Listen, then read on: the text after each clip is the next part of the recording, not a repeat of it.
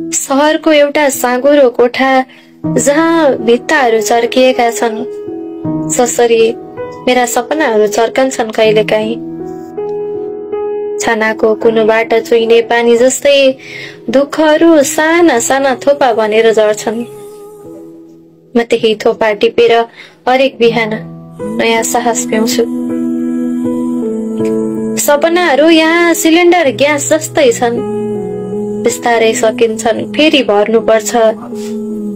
जीवन एक थान पुरानो टेबल हो जहाँ पढाइ, संघर्ष, आशाहरू अट्याइ नअट्याइ राखिएका छन् र कयौं भोका रातहरू मैले नुनिलो आँसु पिएर कटाएकी छु।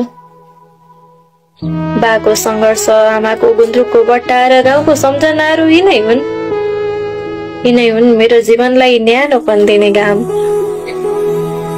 ओछ्यान मुनि थन्किएका किताबहरू, डायरीका अधुरा पानाहरू, भित्तामा टाँसिएका पाठ्यक्रम सबै चिच्याउँछन्। सहनु पर्छ, अब तैँले जित्नु पर्छ। बिहानको घडी हरेक दिन उही कुरा दोहोऱ्याउँछ। हरेस खायौ भने तिमी फर्कन्छौ गाउँ, तर जेल्यौ भने जित्नेछौ सहर। मलाई यो सहर जितेर गाउँ फर्कनु छ। भोकलाई हराएर, अभावलाई धोएर र यो डेरालाई नबिर्सिने गरी टाढा पुर्याएर।